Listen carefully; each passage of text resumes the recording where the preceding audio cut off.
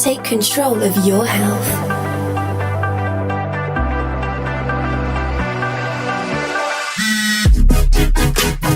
This is Everyday Tonics.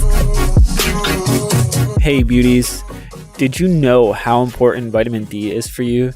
And one of the easiest things you can do to improve your health is getting a lot of sunlight daily. Now, it's called vitamin D, but in reality, people are starting to call it hormone D because of the impact it has on a lot of processes.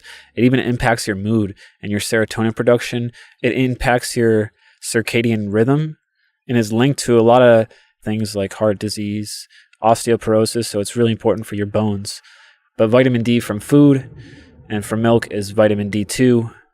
The one that your skin produces from radiation from the sun is vitamin D3, and that's what's in most supplements.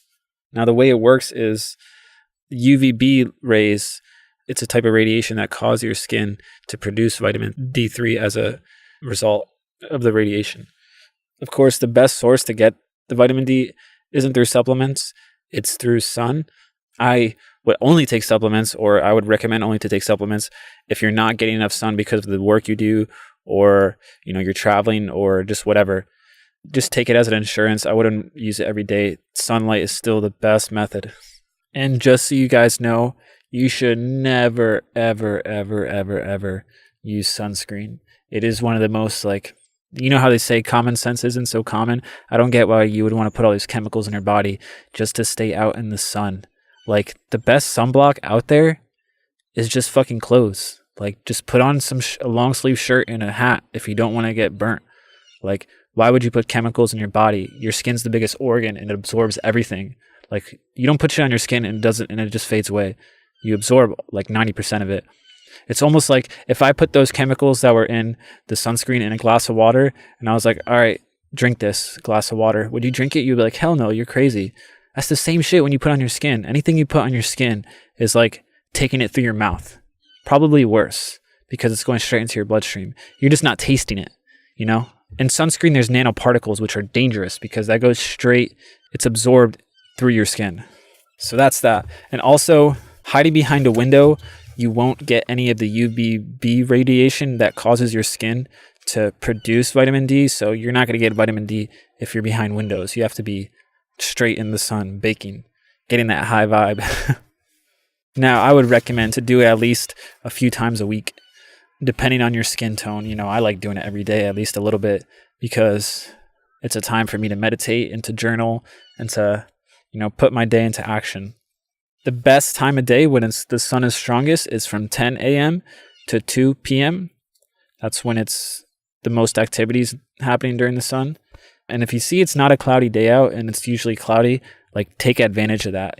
Today's not a cloudy day out. It's been cloudy the past week. So I'm just absorbing all the sun I can because you don't know when the clouds are going to come again, Now, if you're latitude of 37 north, which is middle America, from Detroit up, from September to April, you're not going to get UVB radiation from the sun between September and April. So supplementing will be very important for you if you want to still have the benefits of having vitamin D in your system. Now, there's a big misconception that people think that it's bad for your skin. I hate when people say that because they're so uninformed. I actually had a dermatologist tell me once that if I keep going out in the sun, I'm going to get cancer. And I just looked at her like, you're a clueless lady, So let's break down the facts. So if you're white, you obviously can't be in the sun as long as somebody who's dark skinned because you're not going to be reflecting as much as the light off of you. So from the science, someone who's light skinned will be getting 5 to 10 times more IU, which is the unit of vitamin D, from the sun than someone who's dark skinned. So they have to stay out in the sun longer because they'll get burnt quicker from the radiation. Now, my recommendation is if you know how long it takes you to burn in the sun by the time of the year it is, if it's a half hour or an hour, stay outside half that time because you're going to be getting the benefits and you're going to be buffering your skin to take more sun rays and more radiation from the sun, and that'll help your skin out a lot. Also, having high fats in your diet is really important for keeping your skin from regenerating quickly and keeping it healthy and just protected against the sun radiation. Because if you're not high fat diet, your skin's going to dry out quick because your skin is pretty much all fat. Now, my favorite 3 options to supplement are, in order, is the patches that you put on your skin. Not a lot of people do this, but this is the best freaking way because it goes straight into your bloodstream. It doesn't have to be absorbed by your stomach. The second way is a liquid, and there's one brand that I really like that I'll link to in the description from Garden of Life. That vitamin D3 is actually from lichen, which is a type of algae. So it's the most potent source of vitamin D2 that I've seen that converts to vitamin D3 in your body. And I like that because in your mouth, it absorbs under your tongue straight into your bloodstream as well. And the third best option is capsules, which is the cheapest option as well. And I'll link to a nice brand that I use. And it's one of the cheapest supplements out there that has the biggest impact on your health. It's like, you get it for like $10 and it'll last like 2 months or so. Probably longer because you're not going to use it every day.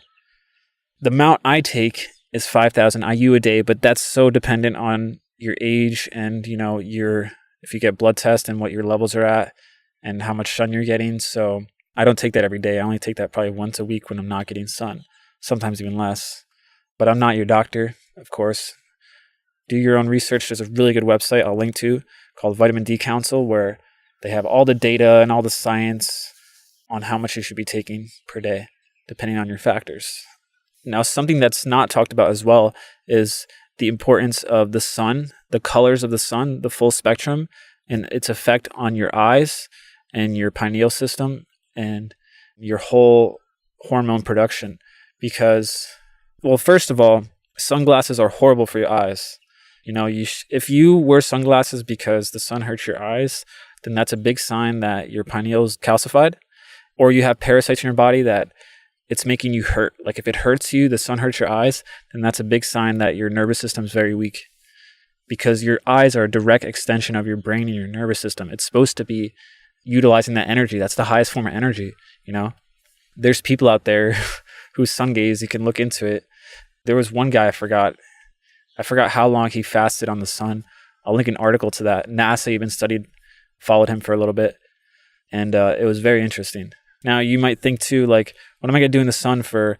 I like to stay in the sun for about 30 minutes on the front side and 30 minutes on the back side and get as much skin in the sun as possible, because that's how you're going to increase your exposure and your vitamin D intake. Now you might think, like, what do you do in the sun? You can do a lot in the sun. You can journal in the sun. You can read. You can take a nap, to be honest. You can exercise in the sun. You can listen to a podcast. You can listen to an audiobook in the sun. My favorite thing to do is play basketball in the sun, because it's just, I get to do cardio. I get to burn calories. I stay fit, and I'm getting a tan, and I'm getting I'm sweating, which is even better because I'm detoxing more and my skin opens up more from the sweat.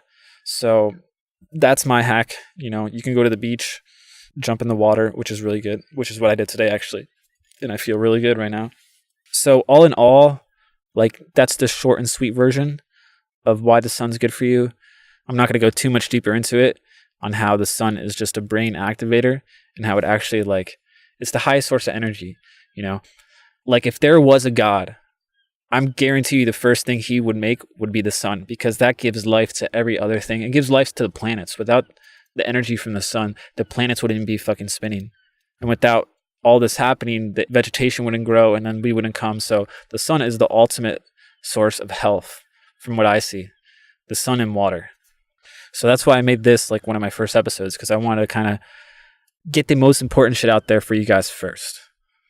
So keep listening, bros and gals. Stay tuned, share this to any friends Hit me with a nice, cool review on iTunes. I'll appreciate that.